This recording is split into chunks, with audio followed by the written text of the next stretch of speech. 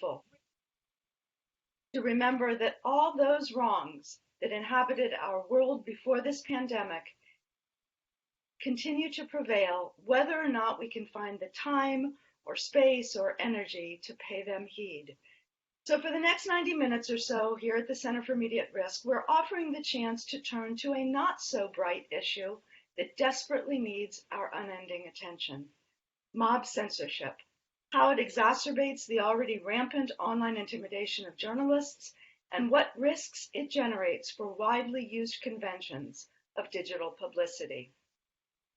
Here to speak with us on the topic is this semester's visiting scholar at the Center, Silvio Waisbord, a professor and associate director in the School of Media and Public Affairs at George Washington University. Author and editor of 18 books, over 200 articles, and media columns across multiple continents, Silvio's academic career has long connected journalism studies, political and global communication, development and health communication in unusual but generative ways.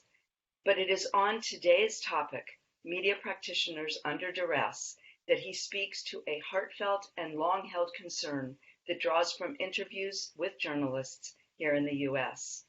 Please welcome Silvio Waisbord as he speaks on mob censorship, online intimidation of journalists, and the risks of digital publicity. Well, thank you very much, Barbie. Let's see, now the camera will switch to me, I assume, right? Okay, so thank you, Barbie, not only for the introduction, but for the invitation to be at the center, and also thanks to Emily and Joanna for all your help. I'm still a visiting scholar. If I'm not, I'm currently visiting in presence in Philadelphia.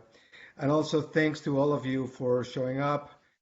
We know that these are very difficult times of anxiety and concerns and adjustments and sadness. So to show up to an event like this is really important, and it means a lot to me. So let me put my presentation.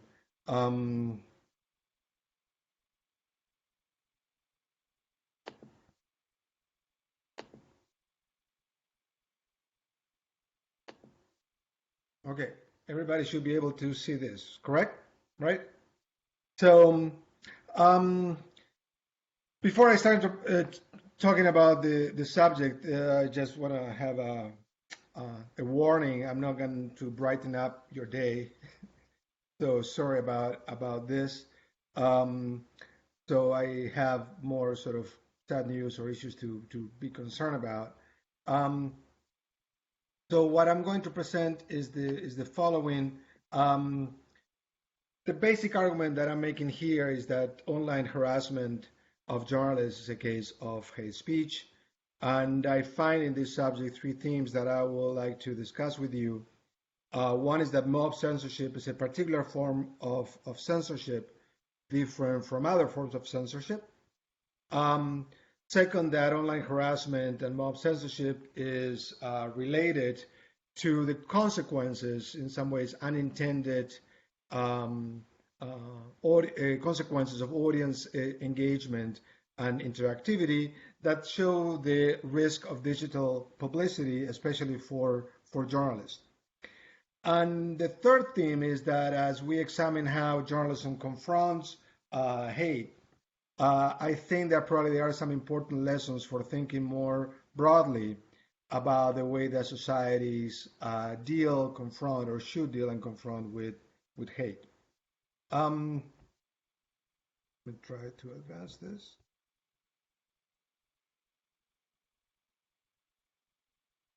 Okay.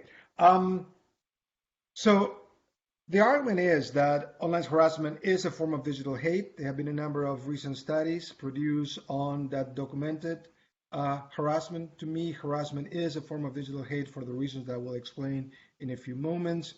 It is a form of mob censorship that is different from censorship by states, by markets, and by parastate actors.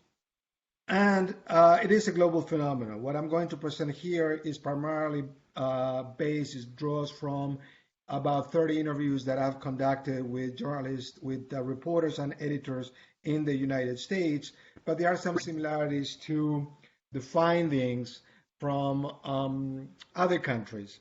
So I think that there are similar trends in the US and in other countries in terms of the targets. Who are the journalists who are targets of trolling and the content of online harassment of journalists? Trolling has become the new normal in newsrooms, as documented by a number of recent reports by scholars as well as by NGOs. I know that it's hard to talk about the new normal within the current new normal in which we're all living in, but this sort of speaks of a situation in which trolling has become sort of a normal, expected behavior and sort of action. So what gets reported, what journalists report, and what is disclosed is only a fraction of what actually happens. So this is what I gather from my interviews and also other colleagues, in which we reach the point in which journalists rarely bother to report much of what happens in terms of online trolling, and they are, we'll say, for lack of a better word, more strategic in terms of when they report certain attacks. Another issue here is that trolling does not affect journalists similarly, and I think that it's important to think about this in the context of the center at risk, of the focus of the center at risk, and the risk that we are living right now in terms of the pandemic. There is this old sort of argument by Mary Douglas that risk is not equally distributed socially, nor is the perception of risk. And we find something similar in the case of trolling of reporters, in which not all journalists are equally at risk of this kind of digital speech. In my mind, there are three variables that explain the kinds of journalists who are more likely to be the targets of trolling. One is matters related to social identity. I will talk about this in the next slide. Second is for whom journalists work, what are the news organizations they are affiliated with. This another variable that explains who is more at risk, and the news beat, what kind of beats journalists cover. Some studies already identify these three dimensions, and basically in my interviews I confirmed that these are three important analytical categories to understand who is more likely to be at risk. With social identity, we're talking about, for example, there are a number of reports that documented why trolling disproportionately affects female reporters as well as gender non-conforming journalists in the case of the United States and in Canada. The trolling of female reporters is an example of rampant digital misogyny. I'm just listing here a number of reports produced in the last 2-3 years have documented this not only in the US but in other countries.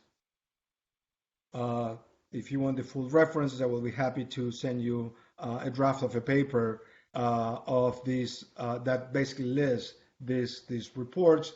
And here the question of social identity is not just related to gender, it's related to race, it's related to ethnicity, it's related to religion. So the point here is that what are sort of the markers of social identity in terms of names, appearance, markers of race, markers of religion, and ethnicity make reporters particularly vulnerable to trolling. The second dimension is the newsfeed, what people cover. And at least from my interviews, what comes out is that particularly reporters who cover national politics or have done stories that are critical of President Trump, the White House, as well as critical of other populist presidents around the world, have been recurrent targets of online trolling, as well as reporters who cover what could be described as hot button issues that anchor conservative as well as far-right identity, such as reporters who cover gun issues, immigration, white supremacy, have been particularly vulnerable to these kinds of attacks. And finally, news organizations. So primarily, and this is what the data actually shows, that journalists who work, not only who are more visible in the public eye or have more visibility on the media, including social media, but that particularly work for news organizations that have been at the center of the critique by populist presidents, what we can call sort of mainstream media or different variations of that concept, have been particularly targets of this. So given this, I mean, basically what I found in my interviews basically confirms much of the survey data that is out there. Plus, also I found some gaps in terms of some survey that have not done research on with particular groups of reporters. For example, there is no data on how trolling affects Latinx reporters. I'm currently in the middle of a project trying to collect survey data from Latino journalists on questions related to trolling. So what is this? In my mind, this sort of trolling as a form of digital hate that targets journalists, it is a form of mob censorship. And of course, we have had sort of offline examples of this. And there are sort of no shortage of reports about how mob censorship actually works, functions during the Trump rallies, and this is where these images come from, in which reporters who cover these rallies have been a particular target of venom, vitriol, hate by people attending these events. I didn't want to put images of the actual messages that reporter got, and some of them shared sort of tweets or emails, not just for like privacy issues, but basically because you can imagine the kind of language that these messages have. It's not just press criticism, it's basically hate messaging. So let me sort of break down these two concepts, mob and censorship. Case of censorship, and why I'm making the argument that this is not a form of press criticism. Censorship, I understand, as the intention to suppress speech, such as news and information. Censorship refers to both the intentions of the perpetrator to silence, to discipline news organizations, as well as the effects on journalistic practice, new content, and reporters' well-being. So censorship affects both journalistic decisions as well as news content. And it also influences self-censorship and the well-being of journalists. And this is very difficult to get to. It's even in sort of ethnographic research, even in-depth interviews with journalists, it's very difficult to get to these questions about what are the consequences, what are the ripple effects of this form of censorship. But here we're dealing with sort of fears of reprisal for their work, to traumatic consequences after suffering verbal and physical abuse. In my mind, trolling is a new form of censorship. So the question that I ask myself is, how does it compare to other forms of censorship? And I always remember something that has been said numerous times, which is journalism is the canary in the coal mine of the conditions for public expression. Basically, what happens to journalism tells us a lot about it. It magnifies what are the conditions, whether in terms of respect or threats to public expression. And I think that mob censorship in some ways illustrates this concept. Why? Because mob censorship, in my mind, is different from the censorship by the state, by the market forces, or by parastate actors. These three forms of censorship, state, market, and parastate actors, have been better studied in the literature. Of course, classically, the state has been sort of understood as the main thread of speech.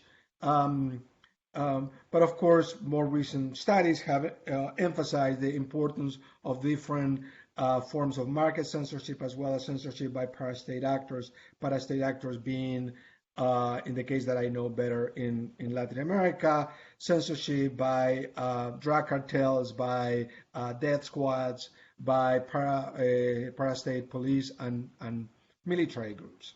Mob censorship, in my mind, is a different phenomenon. What are mobs? Of course, the mob is a concept that has a long tradition in political and in social theory. Let me explain how I understand the concept of the mob, that in some ways is different from what other authors classically said about the mob. I understand the mob as mobilized citizens who engage in violence against specific groups in the public sphere. What characterizes mob is the negation of human rights of others. This is what infuses and justifies mob violence. Mob violence is about the dehumanization of others. And violence as a distinctive element of mob actions is antithetical to democracy in my mind. So in that sense, my understanding of mobs is different from other ways that mobs have been understood. I don't think that mobs are necessarily tied to specific classes or situations and social structures. The so-called the social déclassé, or what Hannah Arendt called the refuses of all classes left behind by capitalism. This is not the way that I'm understanding mobs, nor do I understand mobs as quote-unquote irrational negative actors in the way that sort of mob theory within democratic theory have thought about it, nor do I understand mobs as virtuous citizens who usher in positive politics. So in that sense, I sort of disagree or sort of take part from those understanding what the mobs is. In this case, what mobs are is ordinary citizens emboldened to threaten journalists and to spew hateful words. Mob censorship is a kind of bottom-up vigilante politics intended to discipline journalists by warning, scorning, and intimidating reporters. How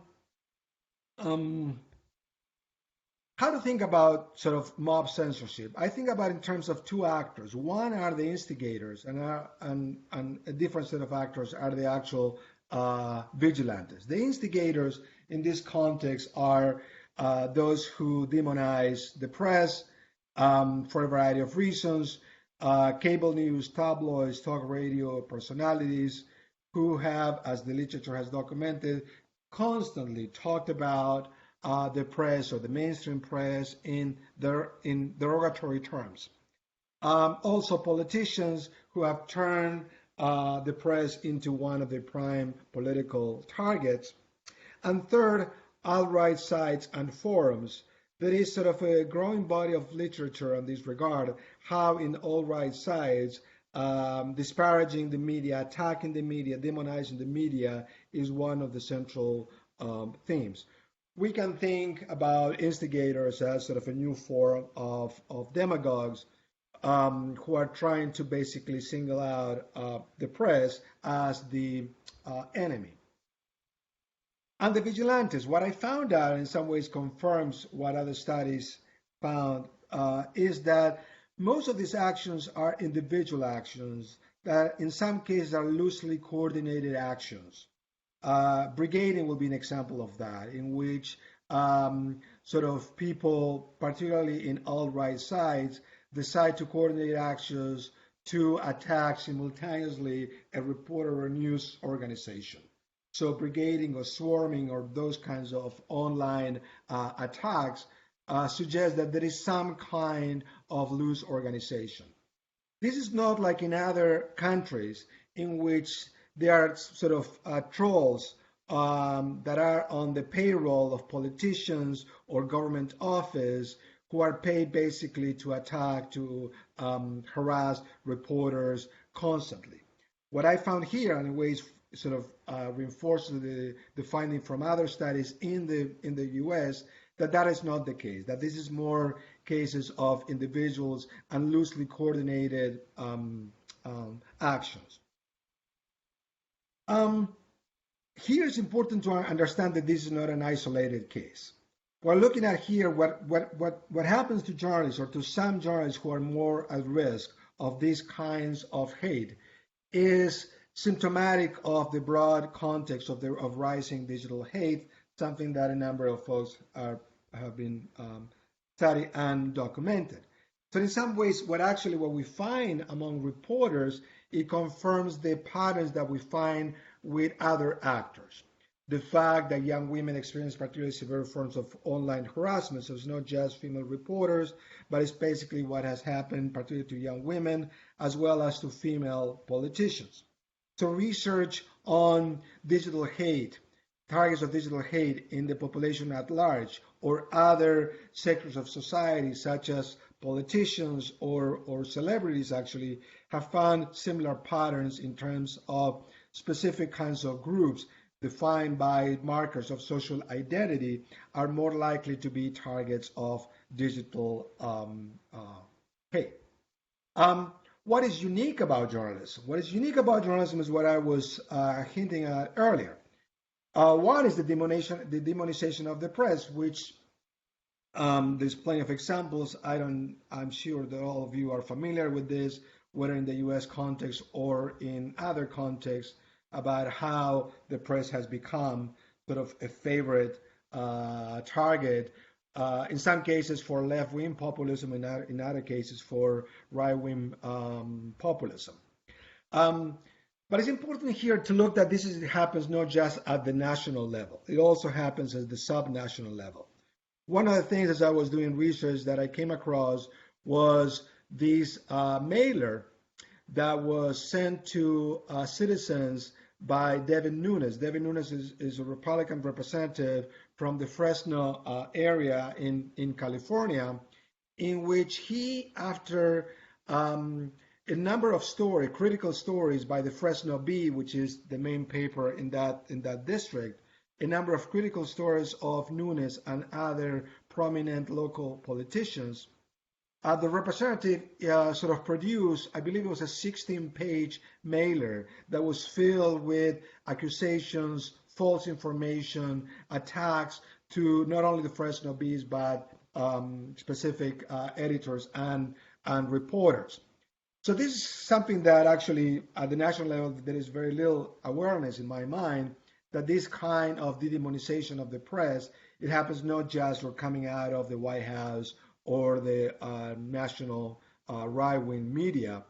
So that there is a similar narrative here of right-wing populism targeting journalists as the enemy, and those who are here who are experts in sort of these issues in other countries may know what I'm talking about.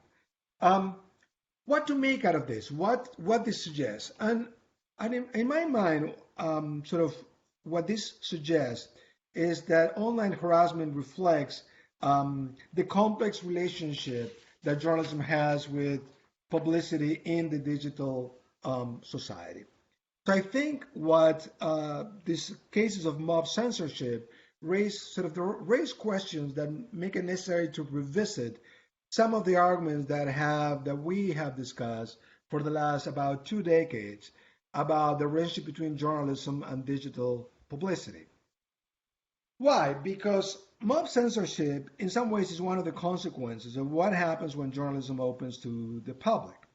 And there is an important line of research in journalism studies that has examined not only how journalism opened up to the public, to receive comments, to receive tips, to engage in regular conversations with members of the audience, but also the consequence of this, how journalists, how newsrooms reacted after they open up carefully, strategically, newsrooms to public input. And what we found is that basically it's a very different situation from what many predicted 10 or 15 years ago in terms of audience engagement. Audience engagement has been sort of one of the key labels, sort of the umbrella term to talk about these forms of the way that journalism engages with the public.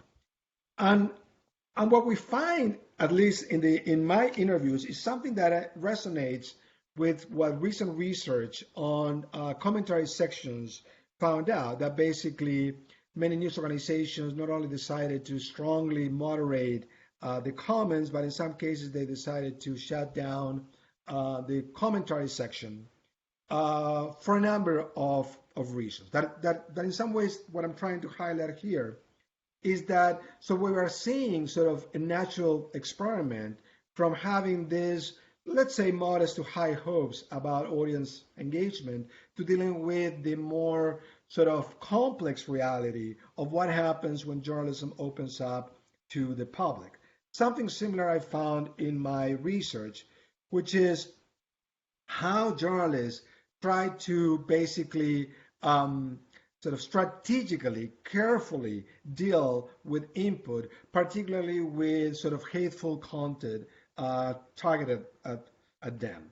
That in some ways what they realize is that in some ways what is necessary is to be more careful, to ignore audience input, to disengage from the public rather than to engage with the public, that this idea of, let's say, counter publics who dispute journalism has some sort of terrible consequences as opposed to positive consequences.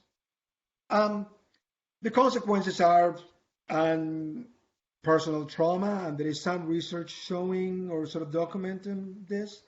Consequences that I found in my research of discouraging reporters from going public, reporters who basically dial back on their social media presence because they are what they know for sure is that they're going to get a lot of hate, not necessarily more clicks or more traffic for their stories. They're likely to be doxxed if they are public, particularly when they release a story or a big story that is going to get a lot of media and political play.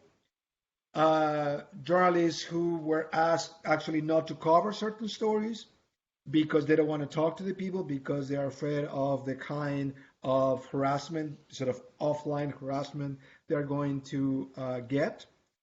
Also, some interviewees report that some sources are reluctant to come forward or go on the record with reporters who are frequent targets of harassment or news organizations that are frequent targets of harassment. So when we think about the consequences, we think about consequences not, I mean, when we talk about the consequence of censorship, we need to cast sort of a big net here in terms of what consequences we are thinking about.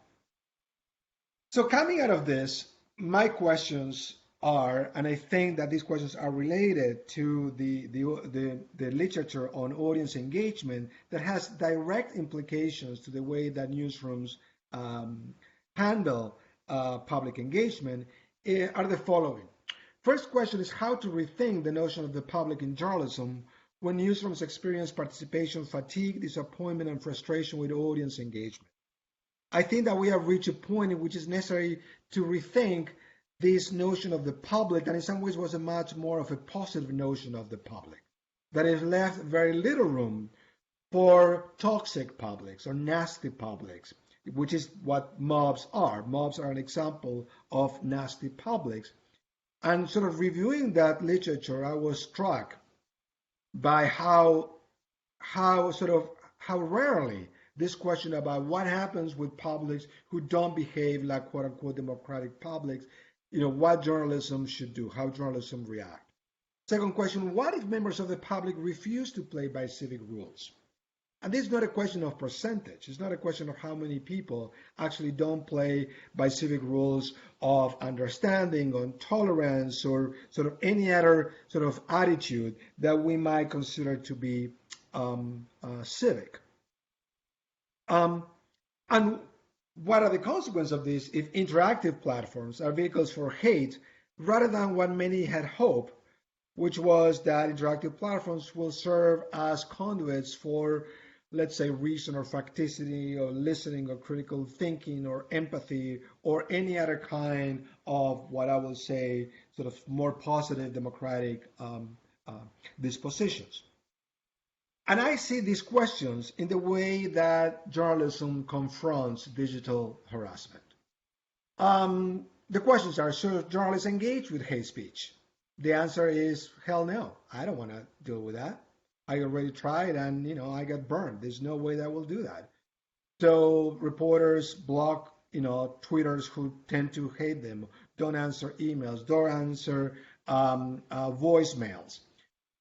which to me raises the question of counterspeech, right? Because in counterspeech, in principle, following free speech theory, is necessary to engage with hate speech. Here we have an example in which journalists refuse to engage in counterspeech for a number of reasons: lack of time, lack of interest, being hurt, fears, um, and also they are not convinced that more speech is needed. Is more speech needed to combat sort of hate speech? Don't we have plenty of more speech already? Who has time anyway when you're working and you have deadlines, et cetera, et cetera? It's something that almost you do on the side rather than something that you are expected to do to engage with sort of audiences on a regular basis. So I have a few more slides, and I will lay out the problem, and it seems to me that this is important for us academics, and I assume many of us who are in this conversation are academics, thinking about what are viable solutions to this. And this is something that probably we need to work very closely with journalists. Or perhaps this problem, as I heard from many journalists, almost throwing up their arms and giving up, this is a problem that needs to be confronted, but probably cannot be solved. What are the responses? There have been a number of stories and studies on sort of what are the sort of viable, necessary solutions to this problem, how to take action. So the first attempt has been to raise awareness about this problem.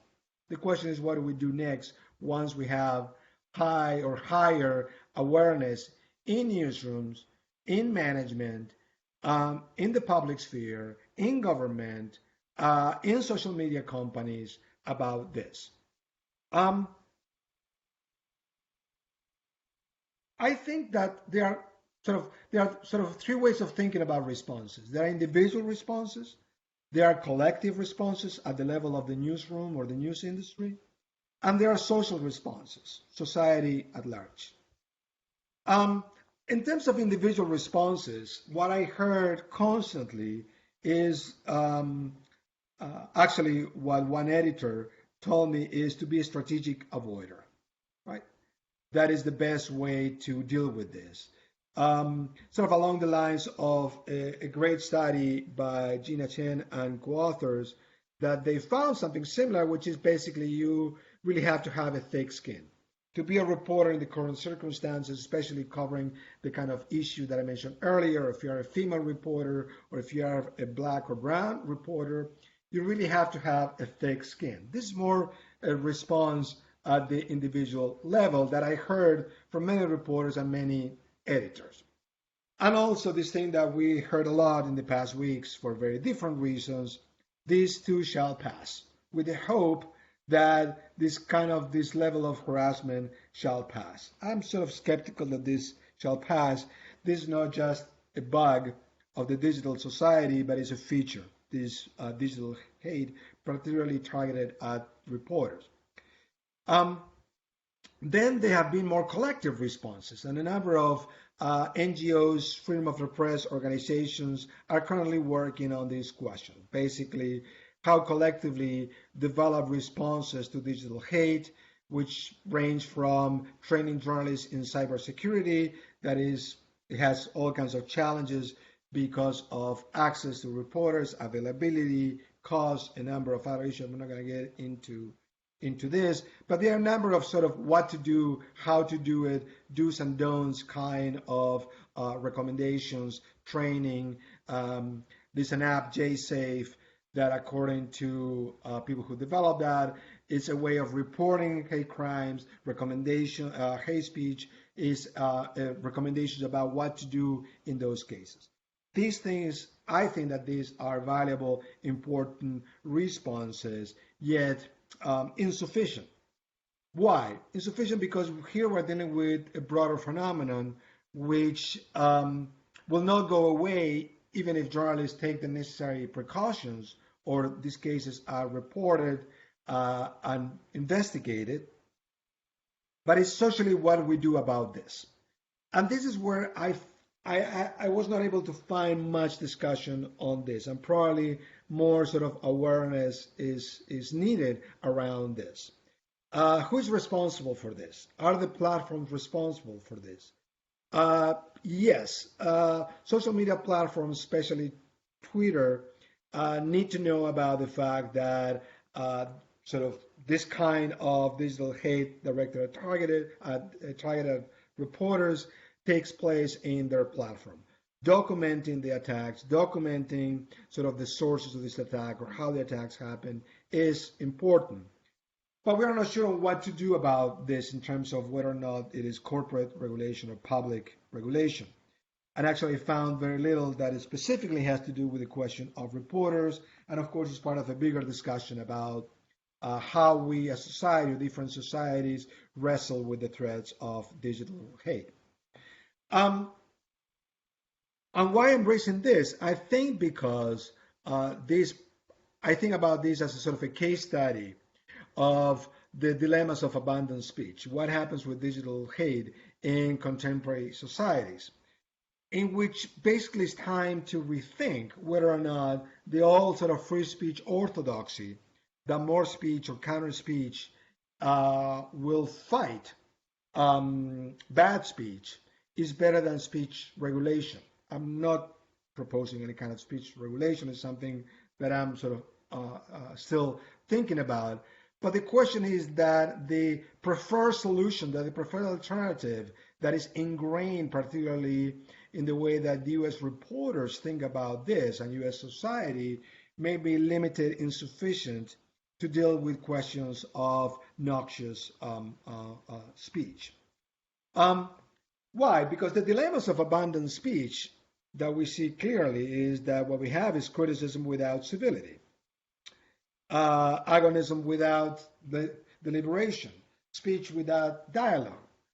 I'm pointing this out because the idea of counter speech will assume some kind of civility, deliberation, dialogue in order to be able to work out what are the threats, what are the problems of quote unquote bad speech. I'm raising this because I think it's coming out of this again, this is not just about journalism, but I think that journalism in some ways is symptomatic of these bigger questions that we, particularly in the United States, don't have good answers for. To conclude, in some ways, what these cases actually show is that dystopian anti-democratic speech seems to be inevitable amid the communication chaos in which we are living in. And of course, journalists are in the front lines, they are more exposed, they are more visible than ordinary citizens, and that explains partially why they are a prime target for this kind of mob censorship.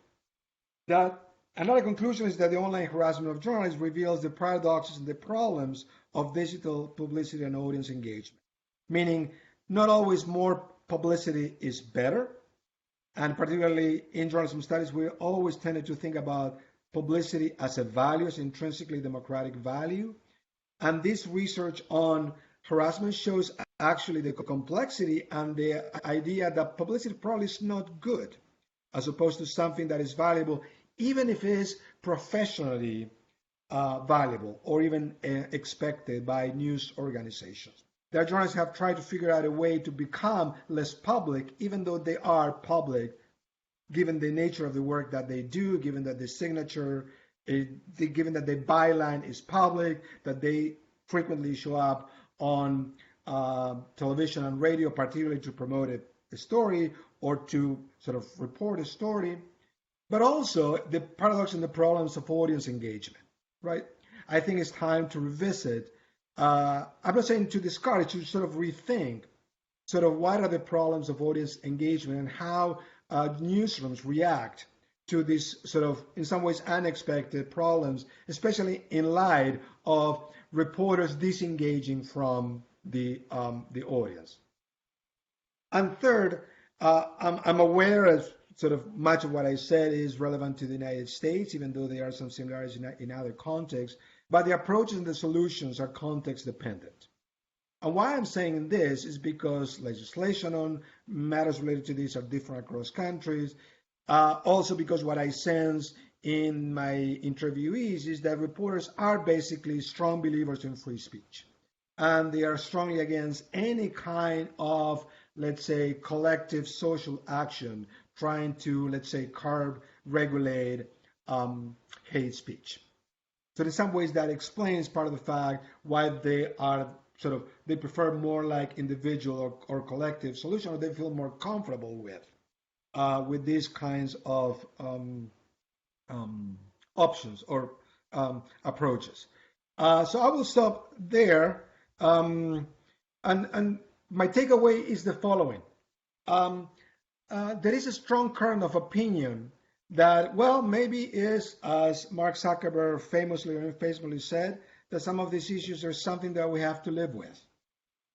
And I don't think that that's enough. I don't think that is good enough. And I think that's the wrong answer to this problem. It's not a matter of growing a thick skin. It's not a matter of getting over it. People who embrace more sort of libertarian approaches think that's sufficient, or that's the only viable solution. I think what we need to think about is, given these challenges, what are the virtual paths of action for plural and tolerant societies? And I know this is a tall order, but I think that we have to think about this as a way to avoid for society to fall back into this position, which is, well, that's the way things are. The best you can do is an individual solution. The best you can do is to block somebody, or to disengage from engagement with others, or grow a thicker skin. And the reason why I am unconvinced and I find problematic those solutions is because here we're dealing with a collective problem, not with an individual problem. And as we know, collective problems demand collective actions. And this is something that I think that we need to think about, how journalists and society figure out ways of collectively tackling this problem and providing solutions. So if this was not bleak enough, I want to leave you with another bleak quote from Hannah Arendt. When everybody's quoting Hannah Arendt, we're in really tough, difficult, horrible times. And what she said is that what the mob wanted was access to history, and even at the price of destruction. Thank you very much for your attention, and I look forward to our conversation.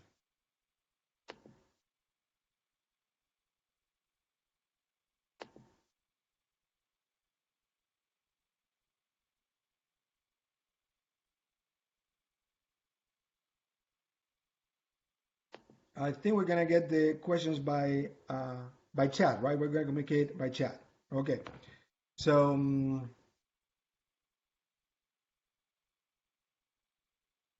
first question comes from Barbie. Thank you very much, Barbie. See mob censorship as distinctly digital, or are there less toxic precursors? I'm thinking specifically about stalking that arose with TV and the visibility of anchor persons' faces. Yes, you're absolutely right. What I mentioned in one of the papers that I'm looking for is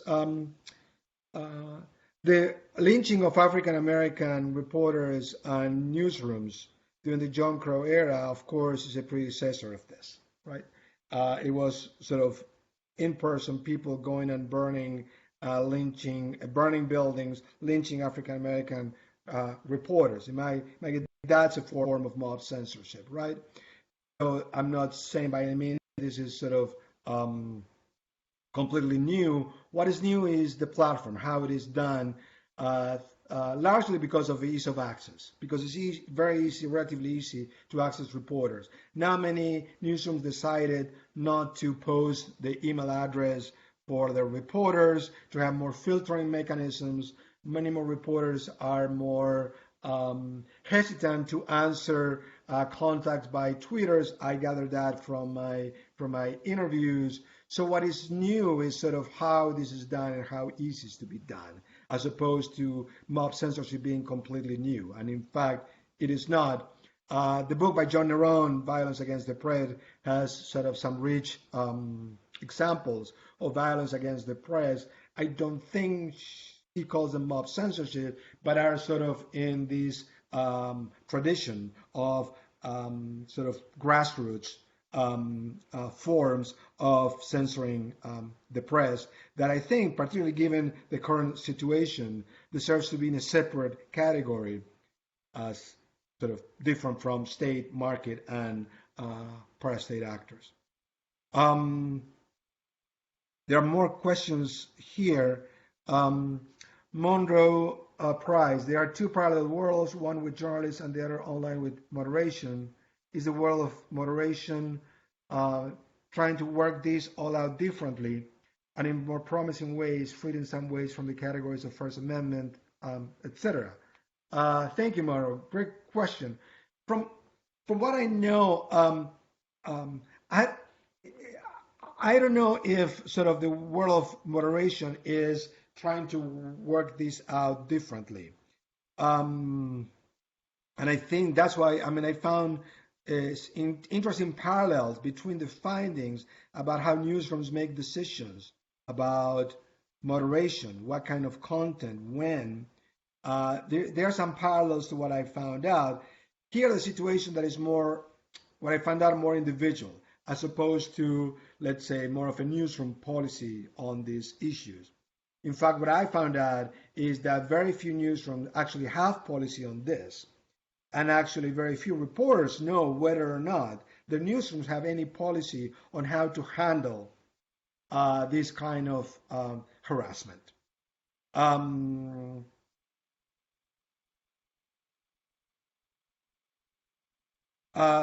La Charles asks, we're not saying that the lynching of black reporters are less toxic precursors. No, of course not.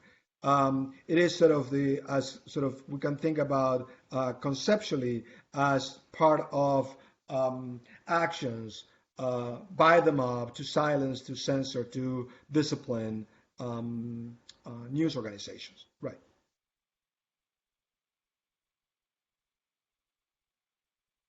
Let's see, there are questions here. Again, if you have questions, please post them on the chat box. Question is regarding hacking as part of mob censorship. So there is some anecdotal reports about hacking, about doxing. Only few reporters that I've interviewed have experienced that. It's very difficult in terms of sort of percentage, but this is part of the overall security that sort of newsrooms or security measures that newsrooms have implemented in order to reduce the risk of hacking, and also the training for journalists in their own sort of personal computers or sort of use of digital technologies to reduce the chances of hacking. So yes, some of them talk about that. Some studies also mention hacking and doxing. It's not what is most common. What is most common is sort of a different form of harassment, not necessarily going into hacking or doxing. Question by Ergin on, I'm aware your research is not with trolling communities, but trolling can be pleasurable for those engaged in the practice. In your talk, the effect on the side of the journalist was more about negative effects, suppression of speech. Are there positive, productive effects and relationships built across journalists? How do you understand the trolls only in negative terms? Great question.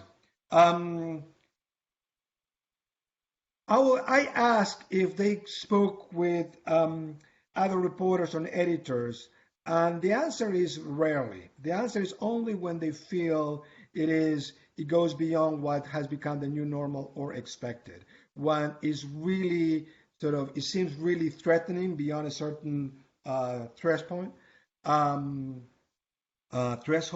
or when they fear that it might become something bigger than that. But I have not found or heard that they are sort of, let's say, initiatives to actually provide support, different kind of support for journalists. And yes, what I heard about the understanding of the trolls is in negative terms, which is consonant with the more recent academic literature on trolls that is just don't see it as sort of just a game or just for fun, but the negative consequences of troll on a variety of issues. Trolls, I would say, increasingly have become sort of associated with negative connotation rather than with something that is just, let's say, um, playful or juice-ends or something that has to do not necessarily with specific normative implications for others. Um, Another question here.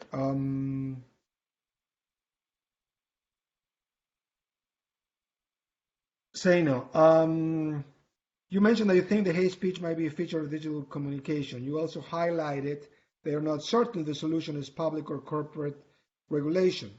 I thought about Frank Pasquale's concept of algorithmic accountability, which runs between the two zones of public and corporate. What if hate speech is more than a feature, but is inherent, calculated material quality of the digital space and organized algorithmically? Great point. Um, and I'm not sure either, right? So it might seem that by inertia, by it, it is sort of a feature of how, let's say, in these platforms, how it actually works, as opposed to something that is the exception or is the bug. And part of the problem here, and I talked to reporters about this and to actually some fellow academics, is that, you know, some of this happens in the platforms, and the platforms don't want to know just because they don't want to know about hate speech. Because once you know, once you document, then it changes your, let's say, responsibility and liability if you actually knew, documented the volume, the sources, the intensity of hate speech, again, not just related to journalists. So the fact that they might be unwilling to actually do that suggests that is a feature of, quote unquote, the algorithm or the way that these companies operate.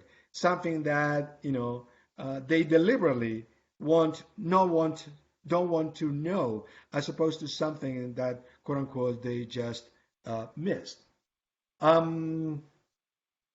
So one, it is, I think, reasonable to think that it's a calculated quality of the digital space rather than something they, quote unquote, they just miss. At these points, they cannot claim ignorance, and it will be sort of hypocritical to claim ignorance of this. There is a deliberate strategy not to know this because much of that already has been reported. But it's also the responsibility of news organizations to actually document this. And I don't know. I know that of two news organizations that have tried to scan what is being said about themselves and about specific reporters, but not doing it systematically, in which you collect data, you analyze the data, and then, if necessary, you present that data to, let's say, the platforms, saying this is what happened in those platforms that is attacking our reporters. Maybe I'm missing something, but I ask many reporters, do you know if your news organization is monitoring this, just to get a sense, but also to take some actions based on data, just rather than based on anecdotal information? And the answer has been no. I don't know. I don't think so. And this is something that has to be sort of discussed with sort of management and news organizations about the need to do this. It's not just about the social media platforms. Thank you for a great question, Zane. Gulsen is, I'm a Turkish journalist and currently an Eman Fellow at Harvard University. I have researched digital attacks, including state-sponsored trolling of Turkish journalists in 2016. Do you think the research tendency is to overlook offline connections? In my experience, the real-life ties are where the Chilean effect draws its power. Another great point. Yes, this is not a form of state-sponsored trolling as far as the data that we have, like it is the case of Turkey and many other countries. And I don't know if, to overlook the offline connections. The question is that we need to link the offline and the online harassment, right? and this is what in my conversation with journalists who have covered some of the issues that I mentioned earlier, found in the offline world. That when they're talking to sources, they refuse to talk to them anymore, or talking to ordinary citizens who don't want to talk to them and spew out sort of insults that echo that kind of language that I was by what I call the instigators. I was told of two cases of female reporters and also a reporter of Arab descent who were asked not to cover the Trump rallies because they are concerned about the impact and how they're going to be singled out, etc. So these kind of issues need to be looped back into the offline world. I mean, the kind of work that reporters do offline. Maybe that's an idea. I mean, I didn't go in depth in my interviews onto this, aside from how that affects your actual work with sources or with, going into sort of interviewing ordinary citizens. But that's something that we need to pay attention. Great point. Thank you, Golson.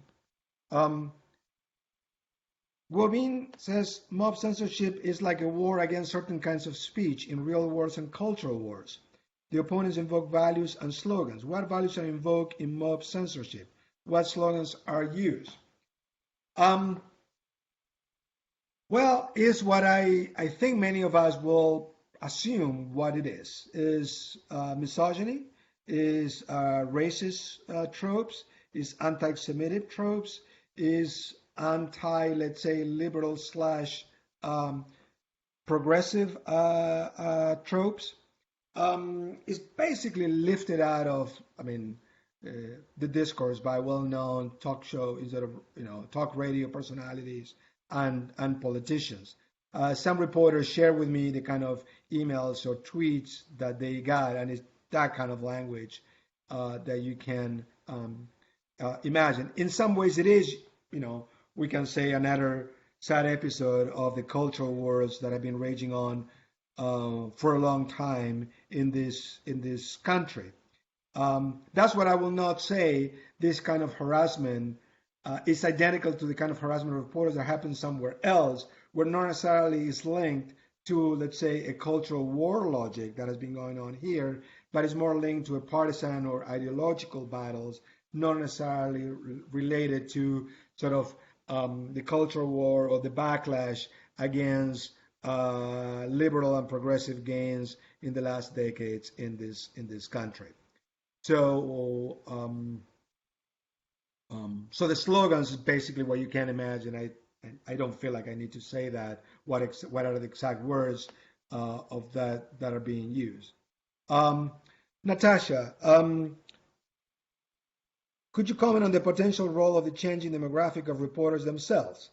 I'm thinking of the Guardian study you cited. Women were the most targeted, followed by black men. Say 15 years ago, prior to digitalization, there were less women in newsrooms and certainly less persons of color. It's difficult to assess this, but I would like to hear your thoughts on that. Many thanks. Great question, Natasha. I was thinking exactly about this.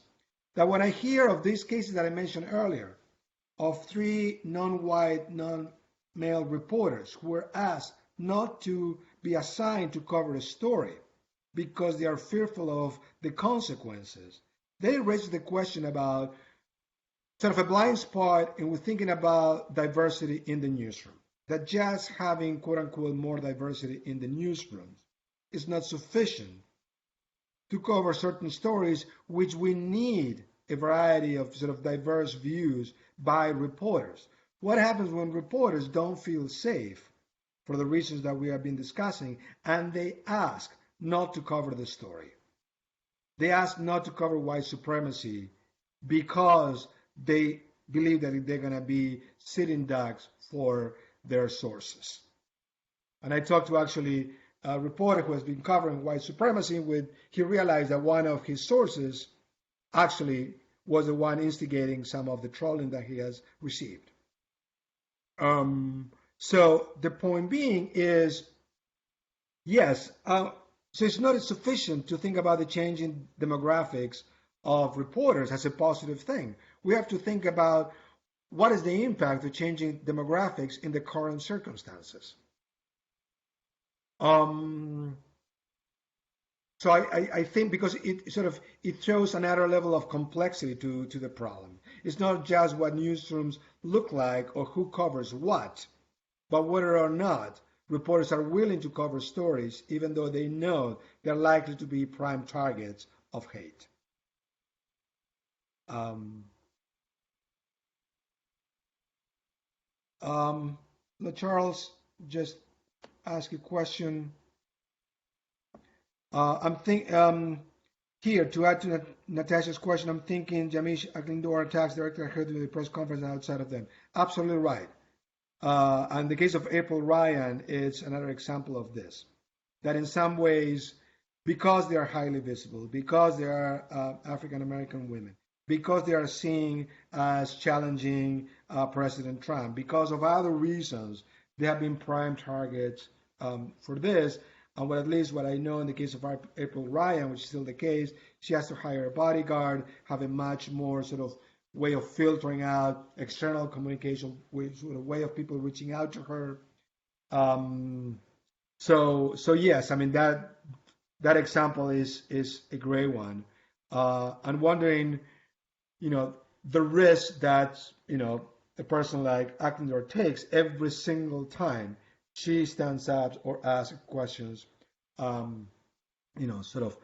questions to President Trump that we know for sure the kind of harassment she constantly gets.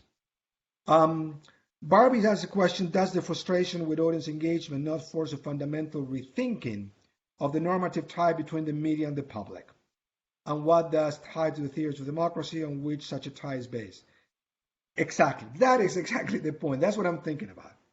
And I'm trying to figure out, and this more thinking a bigger canvas, kind of a book project, because in some ways, out of this research, what I'm thinking about is, in some ways, it's not just revisiting part of the argument about the tie between the public and the media or the news media or journalism, but is that in some ways we grounded theories about democracy and journalism in a very partial, incomplete, very aspirational notion of the public, rather than in a more empirical, historically based notion of the public.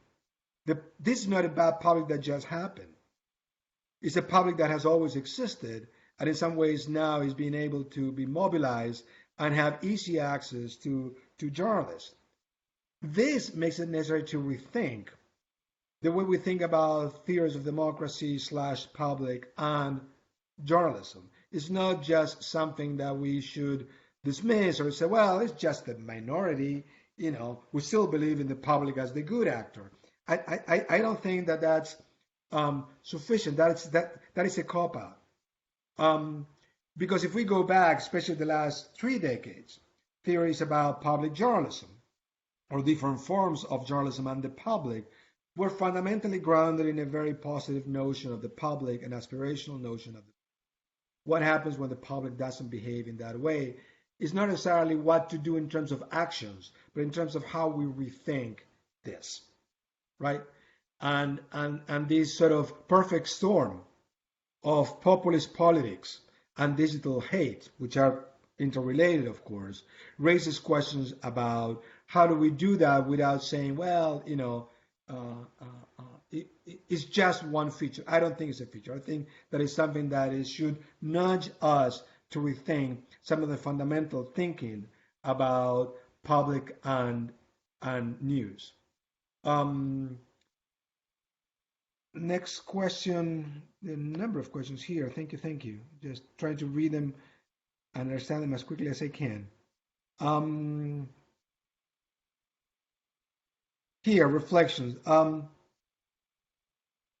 How news organizations tend to go silent for a certain period of time when one of their own is kidnapped in a failing state or territory. It seems like there needs to be a reorientation to how news organizations conceive of temporality as it relates to online harassment, and thus perhaps strategic silence and strategic speech could be more helpful in mitigating digital hate depending on the circumstances and context. Great point. Yes, in many cases, the case that I know better in violence against reporters, particularly in Colombia and in Mexico, sort of newsrooms and the press had to act collectively in order to not only to raise awareness, but also to protect journalists themselves by no bylines, or everybody has the same byline, sort of ways of protecting this. This to me is a collective action problem. I mean, at the level of newsrooms and the news industry. And we are seeing some debate on other issues, for example, press conferences. Should the press attend or sort of live broadcast press conferences that actually have little journalistic value but a lot of propagandistic value? Again, it's one of those, in my mind, one of those challenges that is a collective problem and require a collective solution, but it's much easier to take, let's say, single individual solutions by newsroom or by reporter. So, because this is a collective problem, security is a collective issue. It's not just, again, even though if we assume that risk is unequally distributed, it still is something that affects journalism as a whole and goes to the very core of the mission of the press, right? That's why it is a collective problem. I think Barbie says a few more things here. I'm also wondering whether a reintroduction of a role like a public ombudsman could be helpful to mitigating some of the hate speech that journalists are experiencing in news organizations. Yes, especially raising awareness not just among the public, but internally and among people who have the power to do something in terms of documenting these issues, bringing awareness to the companies, bringing awareness to policymakers around this. So I think I will sort of double down on the notion of the public ombudsman. It's not just informing sort of internally what newsrooms are doing or to the public, but something that goes beyond the sort of the confines of the relationship between newsrooms and the public. We have another question here. We hear a lot about democracy being in decline. How do these attacks fit in with what has been in other countries that occur as part of that process? Is this a substantive part of the process? Great question. Let me see what I can think of top of my head right now.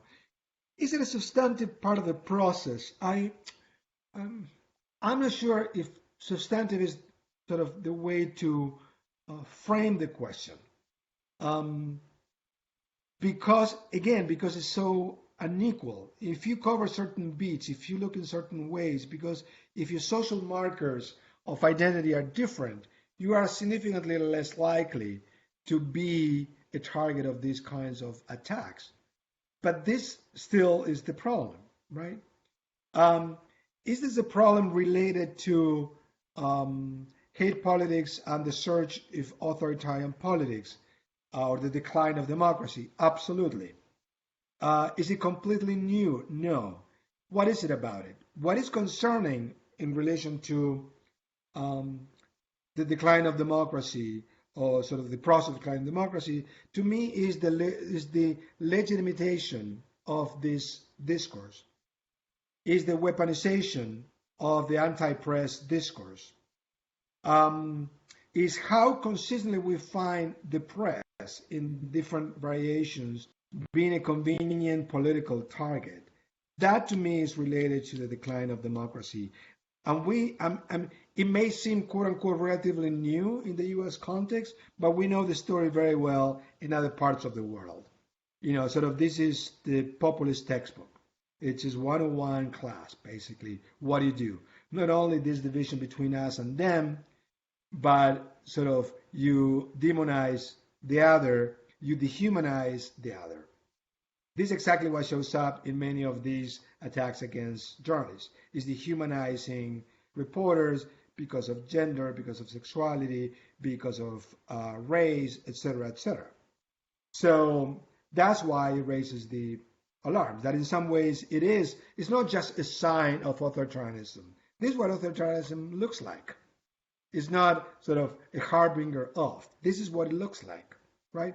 What we know in authoritarian regimes is that constantly this anti-press discourse, this hateful narratives about the press as well as quote unquote others, capital O, is central to the way that authoritarianism um, tried to gain legitimacy. And related to this, of course, is the question of disinformation, which is basically dismissing completely the truth claims or the facts presented by quote unquote the press as the enemy, right? Again, this is not a new concern. Back to Arendt, this is all there. This idea of sowing confusion, blurring the limits between truth and lies, to demonizing the press is central to totalitarianism, right? Um, there are more comments and questions here. Let me.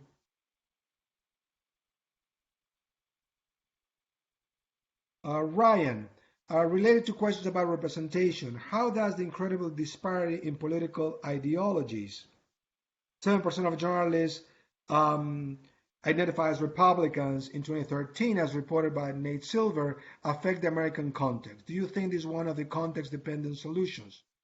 Rebalancing of the ideological politics of newsrooms? Great question. Here are my thoughts. These there's one, two lines of sort of thinking about this. One is that in some ways these anti-press sentiments, in some ways, is the culmination of decade-long anti-media sentiments, particularly among conservative citizen Republican voters. This has been a recurrent trope in right-wing discourse for several decades. This is not new. Is it because most reporters are liberals or Democrats? Well, this is the second part of my question. There's a line of research in journalism studies that actually shows that even though they might prefer some of ideas, let's say middle of the road or centrist politics, there is all kinds of professional routines and norms that actually filter out whatever political subjectivity exists among most reporters.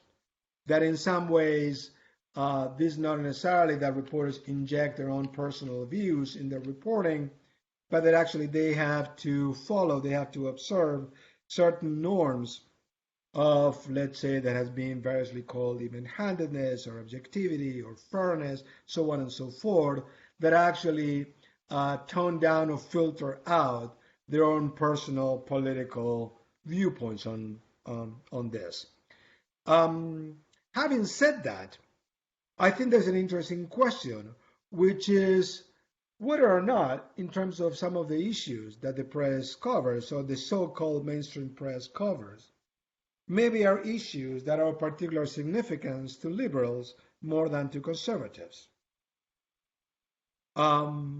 Let's say whether if you cover gun rights or gun violence makes a difference in the way that the public or different groups of the public perceive what is the editorial ideological position of news organizations. Or if you cover white supremacy, regardless of whether you cover it quote unquote in an let's say fact-based, fact-grounded, even-handed manner, just covering the question, it flags that you see that as a problem.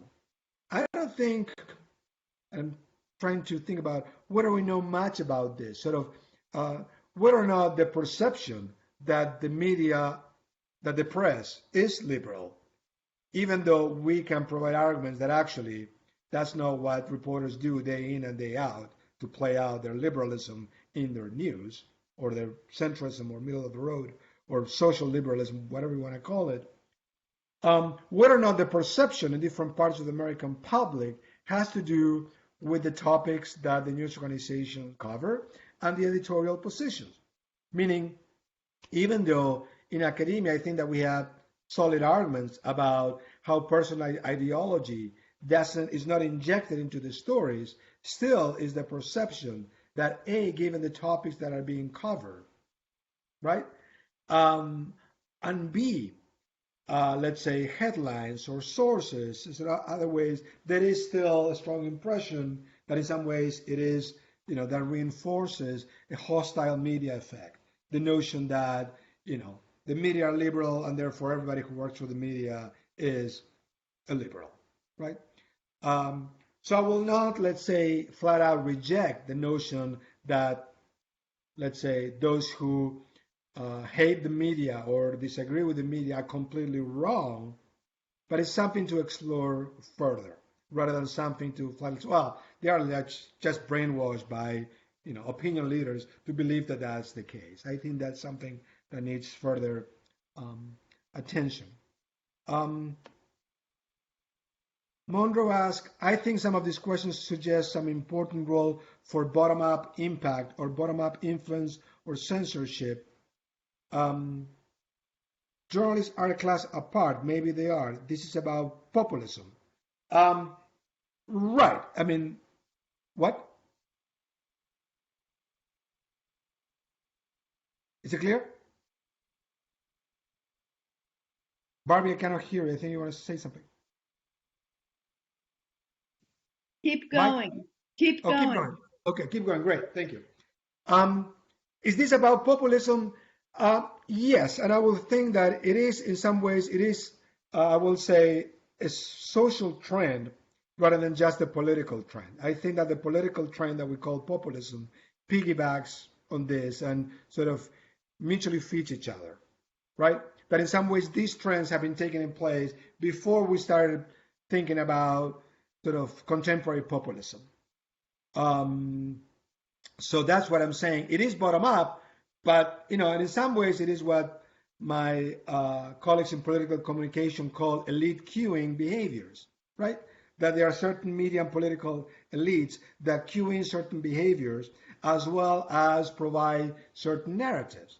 So it's not, I mean, even though it's mob is the actual vigilante, the one who does the attack, it is sort of symptomatic of these linkages between bottom up and, if you want to call, top down ways of legitimizing and even calling for certain attacks. So Monroe follows up asking, how do you have non-mob bottom-up censorship? Is mobism about technique that should be excluded? What about boycotts?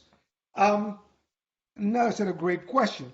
The non-bottom-up is the one in which the state decides to censor content. And of course, you, Monroe, know this better than anybody in the world, probably, how states have done this as top-down actions, or the ways that sort of markets do this sort of top-down actions.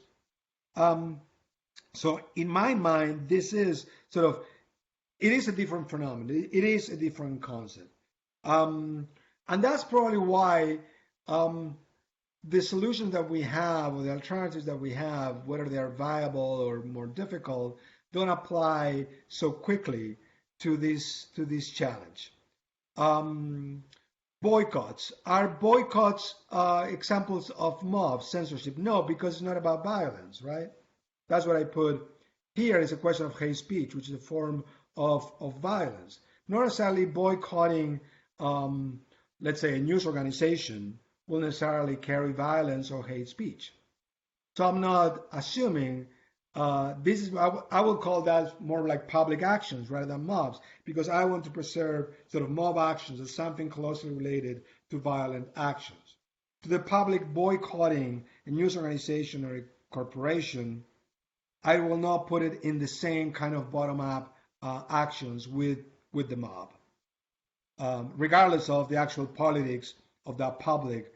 Why is boycotting a given actor? Zaino says, I have a wild question. I like wild questions. Do all journalists you interview describe the hate speech as a problem? Anyone who thinks that negative or not attention is more traffic, so it's good. The reporters I interview from New York Times, Washington Post, Wall Street Journal, BuzzFeed, Miami Herald, Fresno Bee, LA Times, so on and so forth, they all see it as a problem. They don't see that as, lucky us that we get more traffic. I mean, I don't think everybody thinks about that way or will think about it. Maybe some news organizations that try to, quote unquote, let's say, push the envelope, believe that there is no bad traffic or bad publicity. So the more, the merrier. I don't think that is the case with the journalists or the news organizations that I have um, described. Um, Everybody sees it as a problem. Everybody sees it as something negative.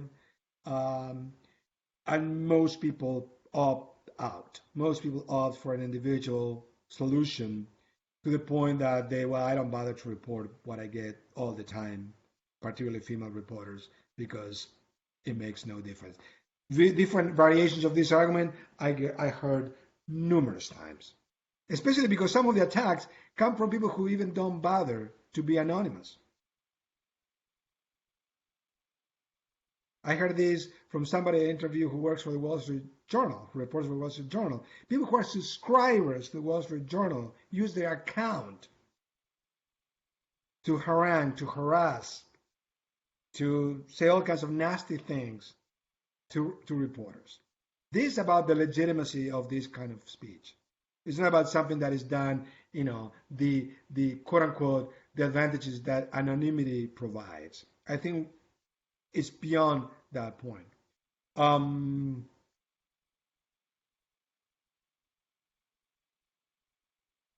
What else? Anybody else? I think I tried to respond to all the comments and questions. Sorry if I missed anybody, but I was trying to download the messages as I was talking. I told you it was not going to be bright news, happy news, warning. So, Silvia, yeah, can you hear me? I I can hear you. I want to say from everybody, thank you so much. This was absolutely fantastic. Watching you also read the questions and answer them, I think raised the bar for anybody who comes after you. So thanks for that. I also want to thank all of you who stayed here and hung out with us and asked such generative questions. So I think you've earned a good cup of coffee in another room, right? Another room. Thank you so much. Thank you to all. Stay safe, stay well. Thank you. Bye bye.